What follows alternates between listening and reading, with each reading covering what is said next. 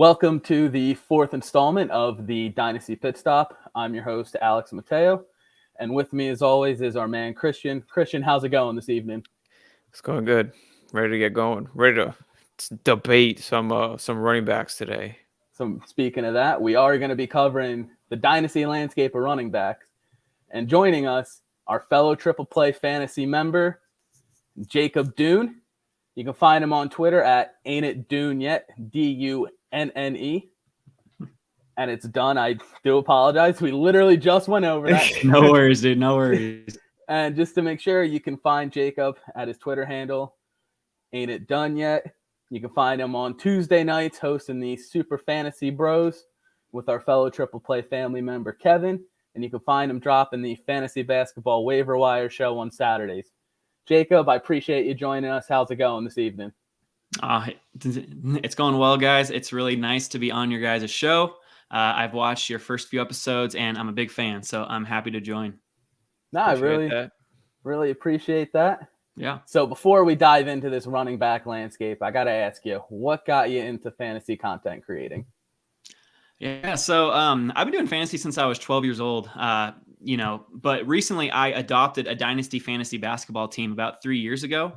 And so I was researching just like different podcasts to help me rebuild this team. And I found a podcast whose host, is very open and active on Twitter and said, hey, DM me if you have any questions. So I DM'd him, just on questions on how do I rebuild this Dynasty team? And so, we just hit it off, and he looked at my Yahoo ratings, for baseball, for basketball and football, and saw that I was over like Yahoo has the score where if you're in 900 or above, you're on the diamond level. And so he was like, hey, are you interested in joining my team as a fantasy analyst? I mean, I've always wanted to, but I didn't know where to start. So that was my start, was just adopting a fantasy basketball Dynasty team. And here we are today. So, it's been fun. It's been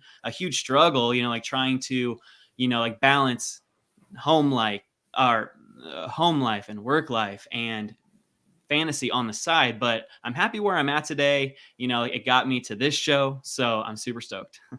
Yeah, no, you're killing it on all facets. Been helping me a bit training and picking up my fantasy basketball team, because we saw that, and that has a little bit of ways to go. All right, so let's dive into these Dynasty running backs. We're gonna go over both of your guys' top 12 rankings, have a little debate, have some fun. Hopefully not too many arguments, but let's get this started with Jacob's top 12. Yes, sir. Yeah, so for me, it was super easy to rank the top 6. All those running backs I see have at least 3 to 4 years of relevancy. It got tough at 7, though, with Cam Akers. I was staring at Cam Akers, Joe Mixon, and Dalvin Cook. Joe Mixon has had a massive workload over the past 4 or 5 years. Then the backs after him are beasts, but getting older, like Cook and Kamara and Henry. I went with Akers over all those guys because of his age, and he's 22, turning 23 in June, and he even returned in the playoffs, much to all of our surprise.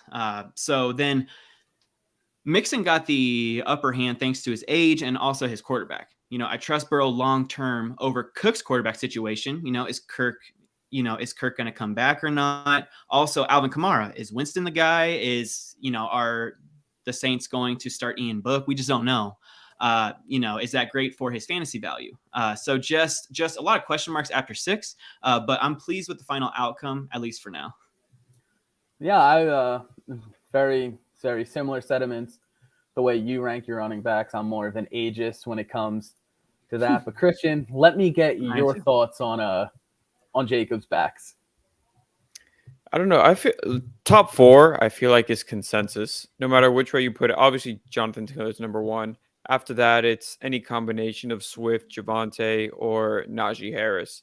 Then after that is kind of when, it gets a little spicy at times, depending on who you're talking to. Because, I don't know if you want to go ahead and throw mine up here, because the first guy I want to bring up that was just slandered by Jacob on his list is my number 5 of Christian McCaffrey. To me, Christian McCaffrey he has been such a prominent figure in the fantasy community, obviously when he's on the field. These past 2 years have been rough, but when even the games where he was on the field, he was averaging over 30 points a game, PPR points a game. So his talent is unquestionable. And who's to say that if obviously he didn't play majority of this season, at least three quarters of it, who's to say he still wouldn't be number 1 on a lot of people's lists? So I took that into account. And then, I saw J.K. Dobbins up there too. Not bad. I love J.K. Dobbins. I'm a big believer in him. I'm looking forward to seeing him on the field this year. But Saquon Barkley is somebody that I noticed, and I don't know. I'm still a believer. So, yeah, Saquon's a guy we're actually going to touch up on him in a little bit. But I got to ask you, Jacob, who was the toughest for you to rank or to leave off? It can be either or. Toughest to rank was probably Saquon Barkley. I didn't rank him just because I don't necessarily trust him.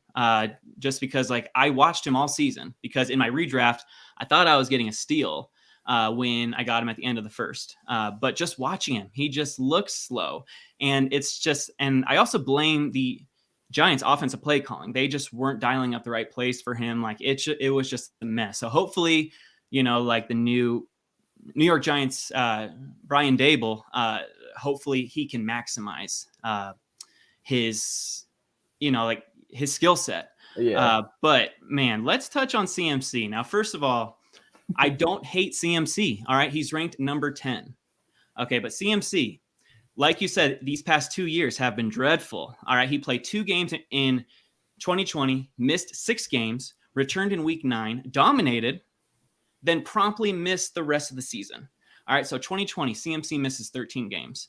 The offseason was full of forgiveness and optimism, especially by yours truly. Oh, he has to be fully healthy, considering he's been resting since November of 2020.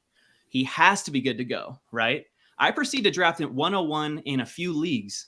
All right. Even in the Scott Fishbowl League, 101, because I was a huge believer in him. It's he's a beast. He always produces when he's on the field, and he does. He's an extreme talent. All right. But, he proceeds to crush it in the first 2 games. Life is great. And then he goes down in week 3 due to a hamstring injury, the same injury that plagued him in 2020. So that's where I'm like, these soft tissue injuries just don't go away. Okay, so he goes on to miss the next 5 games, returns and plays in week 9, 10, and 11, then suffers an injury in week 12. Mm-hmm. All right. And those initial reports were that he just tweaked his ankle. Okay, but then he misses the remainder of the season. It was such a heartbreaker. So over the last 2 seasons, CMC has played 8 full games plus 2 games where he left early due to injury. If you count those games, he has played a total of 10 games out of a possible 33 games. Now, I still have him ahead of guys like Antonio Gibson, Nick Chubb, Derrick Henry, Josh Jacobs, Elijah Mitchell, based on pure upside and the fact that Carolina runs their entire offense through him. Mm-hmm. But if I manage CMC in Dynasty, I am hoping to sell high off of a healthy report in the offseason or just a dominant first game or 2 in the 2022 season. That's just where I'm at. Cristian, how about you? I see that look on your face. You don't seem too happy. Where are you at with CMC still? Because I feel like CMC's name would not be thrown around the way it has been if he wasn't taken 101. And I get it's disappointing. But let's say you took CMC at 107, 108. Would you be that hurt? I don't know. I took Saquon at 110, and I was very hurt. So yeah, I'm not going to risk my first round. But okay, so let's say now, what's your outlook on Derrick Henry now going into next season with his injury? And you also have to take into consideration CMC's only 25. Sure. And the fact that he's used also as a wide receiver is also going to help him, have that longevity in his career. He's not just taking brutal hits in the backfield by a poor offensive line in Carolina. They're throwing him out wide. They use him in the slot at times too. And obviously soft tissue is nothing to play around with. But the skill set is still there. You can't deny the talent. Like I said, the fact that he's still 25, I mean, I feel, and then you also include that, Ben McAdoo is the new offensive coordinator, so might not get people too excited, but Ben McAdoo is actually a really good offensive coordinator when he was with the Giants. And he was able to use the weapons across Giants, Odell Beckham in his rookie year, a young Saquon Barkley. That's when Saquon was, had his best years in his career. Right. So you figure now he's going to be able to help Christian McCaffrey out along. They're going to have to do something about the backup running back because obviously Chuba Hubbard isn't the answer there. And then obviously the quarterback situation is also something to consider too. But Christian McCaffrey is that offense no matter what. So that's why I have him, still top 5. Yeah, and if CMC wasn't 25, he would be much lower in my rankings. But he is 25. He is still young. It's just that the soft tissue injury we keep going back to. And I just don't want to draft him that high again. Now, if he does drop, it'll be very tempting. But I've learned my lesson. And this is just for me. I've learned my lesson. I'm going with healthy guys. Okay. I thought that Barkley was a steal.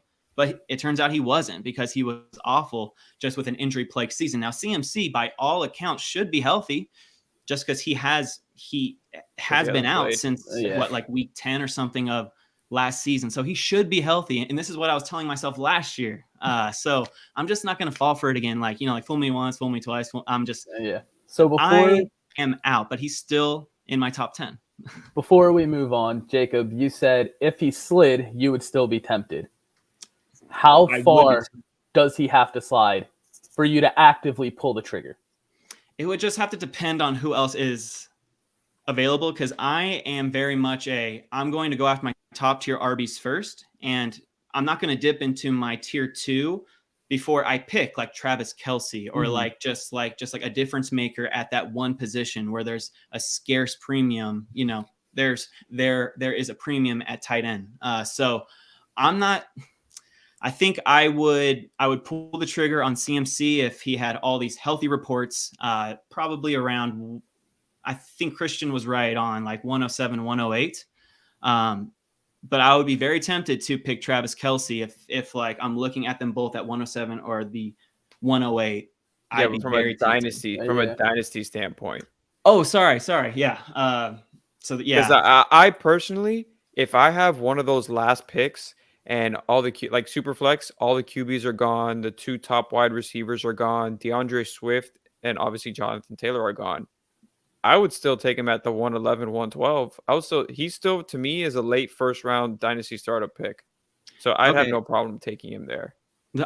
I respect that. I wouldn't spend that high of a pick, like my cornerstone pick, on CMC just because I don't trust that soft tissue injury. So I would probably wait until early to mid 3rd round. And I know that's probably blasphemous to Cristian, but I just don't want.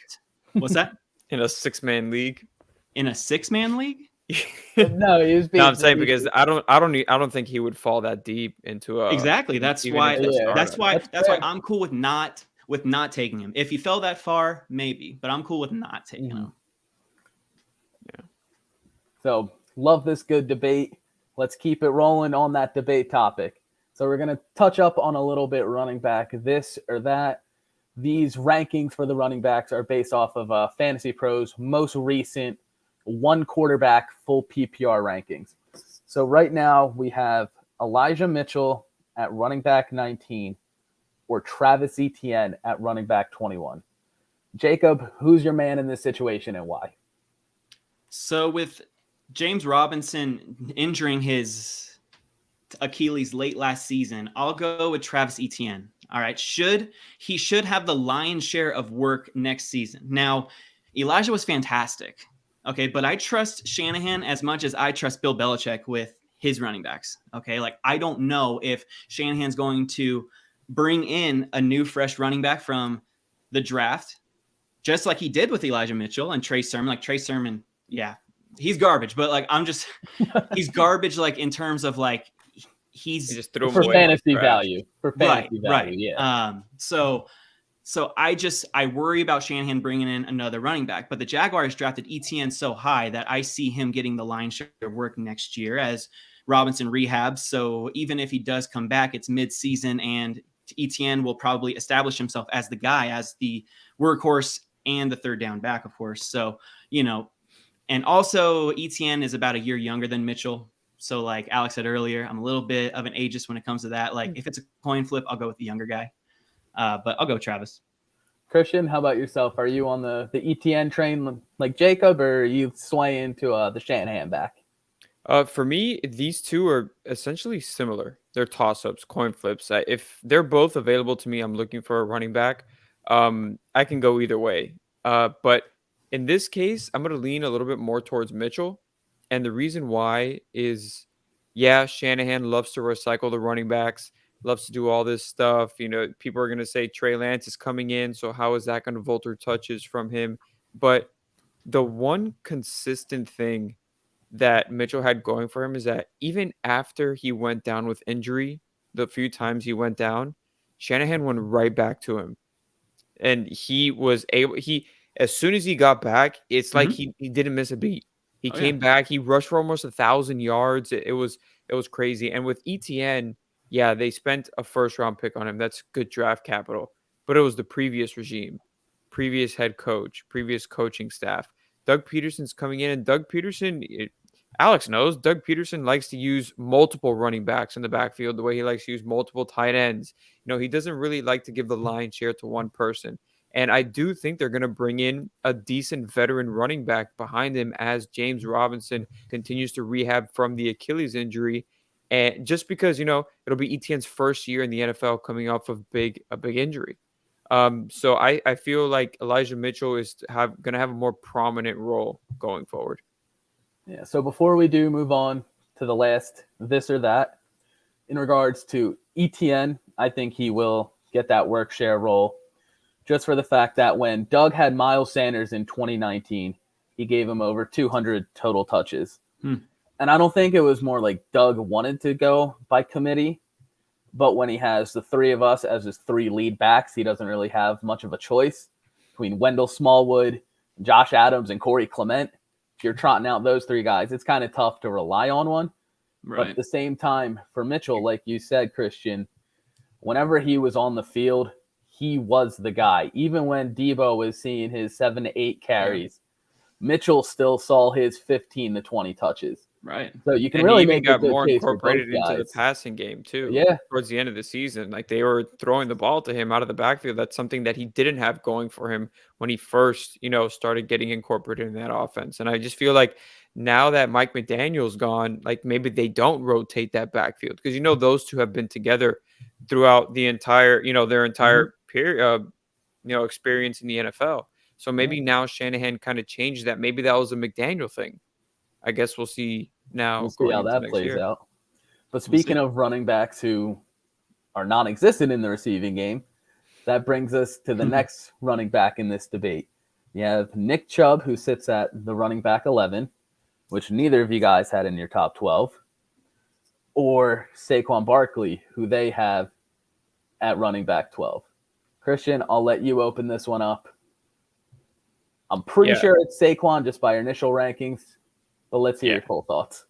Yeah, for me, it's easy Saquon, and it's not mainly because of the pass catching, because Nick Chubb definitely does not catch any passes. To me, he's a 2-down back, and Kareem Hunt, when he's playing, he has a prominent role in that offense. And you even saw it with Dearness Johnson when Kareem Hunt went down. Dearness Johnson was used as that pass game back. It wasn't Nick Chubb. But yeah, Saquon Barkley to me is just a superior talent. Like, so he'll be entering his second year coming off of that ACL tear. And, that first year is kind of like they're trying to get reacclimated back into the game, like full football speed. But then he also had the ankle injury. Like right when it seemed like he was starting to kind of get back, he had that fluke injury.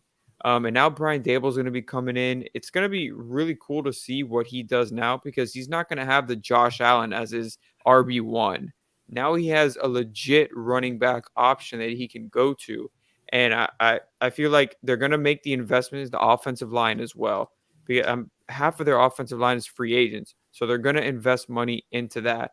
Daniel Jones is hopefully, they're going to have Jason Garrett's finally not going to be there. They should have a healthy staple of wide receivers going into next season because they got plenty of weapons there. And I just feel like Saquon Barkley is still that elite talent that got him drafted number 2 overall coming out of Penn State. And now that, like I said, he's 2 years removed from the ACL injury, hopefully he doesn't get another fluke injury, at the beginning of this next year. But I easily take Saquon. Jacob, are you feeling the same sentiments as Cristian? I am not actually. I had Chubb right outside my top 12. He is 13 on my list. So it was between Derrick Henry and Nick Chubb. Both are very similar backs, very, like break tackles all day. But I just went with Chubb I went with Henry just because I trust his quarterback over the Browns quarterback. I trust Tannehill over Baker. But I'll take Nick Chubb over Saquon just because Chubb looks explosive and gets those hard yards, and the Browns run their offense through Chubb in the first 2 downs, like Cristian just said, which is what I want in a running back, an offense that runs it through the back. I love that. We all know that Barkley is a special talent, but he just didn't pass my eye test last year. But hopefully he, another year removed from the ACL injury. Hopefully he gains that explosiveness back. But the only hope is that the new head coach, Brian Dable, can utilize him the right way. But still, I'll take the safer floor in Chubb. No, it's both made some really good points. A little fun Nick Chubb stat. In Kareem's Hunt 8 games this past season, he saw more targets than Nick Chubb in his 14. That's hilarious. So the receiving game, they just don't use him in the passing game. And the real question with Chubb is he can't do it or he's just not asked to do it. He can do it. He did it. Passes he did it a bit in Georgia. He does well. It's just we don't need to because we have Hunt, who has that strict role. But even when Hunt went down, Dearness Johnson still had that role. Still stepped up in that right away. Sure, because they want to keep Chubb in that 1 to 2 down role, and if they have a Dearness Johnson who is actually pretty good, they will just continue with that formula and keep him fresh. A really sneaky buy low for Dynasty in the offseason. Oh, sure. Dearness Johnson. No, absolutely. Restricted free agent. Man, it's one of those, if it's not broke, don't fix it, I guess. Right. Definitely. So last question before we let you go, Jacob. Mm-hmm. This goes for you too, Cristian. Where do you guys have my man, Antonio Gibson? 2 consecutive RB1 seasons. After the shin splints, he saw career high in usages throughout, saw 4 20 carry games. He's going to be seeing opportunity. Where do you guys have him at? Who do you want to go first? We'll let Jacob start it off. All right, so I have Antonio Gibson as my 14th ranked running back. So it's Derrick Henry at 12, and then Nick Chubb, and then David Montgomery, and then Antonio Gibson. Now I have Montgomery right above Gibson just because, Montgomery's going to get the lion's share of work in Chicago, so I really like that floor, and he's only 25. I like that too. But Antonio Gibson does have more upside, so he is at 14 here. I like Gibson. It's just that shin injury was super just a buzzkill. Brutal early on, yeah. Brutal, right. So I took him in the second round in a PPR league I had. I love what Coach Ron says, Antonio Gibson is going to get a CMC-like workload, but we didn't see that last year because of the injury. Yeah. The hope is that he's healthier and that he can take on some of that workload, but J.D. McKissic is there too, which caps his ceiling for me, at least for the next year or so. But Gibson does have upside. I like him a lot. Agent. Yeah, McKissic is a free agent. He is, but he has been heavily talked about re-signing with the Commanders. So I wonder if that's going to happen. But if not, then Gibson will probably leapfrog David for me, Montgomery, if JD doesn't re-sign. But for now, Antonio Gibson's at 14. Cristian, how about yourself? He was my just missed. He was 13, right outside. And it just, the Yeah, the fact that he's not using the passing game. Like, the man was a wide receiver in Memphis. College, yeah. Like, that's ridiculous. Come on. Why do you want to bring J.D. McKissick back? Why? Another former Gibson. college receiver, yeah. Right. That was where I saw my discrepancies with you I guys. love Antonio Gibson. I love Antonio Gibson, and I want to put him in the top 10. Easy. But just the fact that, like, we're not seeing the usage out of him going forward. Even when Ron Rivera said they're going to do it, he didn't do it, and he's the head coach. Like, what? You can't deny that. So for me, as much as it pains me to have him right outside the top 12, I literally had to put it's like 12A, 12B, honestly. No, but you guys both made some valid points and hurt my heart. Hurt my heart a little. Sorry, Alex. I cried as I sent you that. He'll be better next year for sure. As long as he's healthy, he's going to see that top 12. Yeah. So I lied. Now I have one last question for you, Jacob. Doesn't have to be a running back. Who's your way too early, putting your stamp on it, my guy for 2022?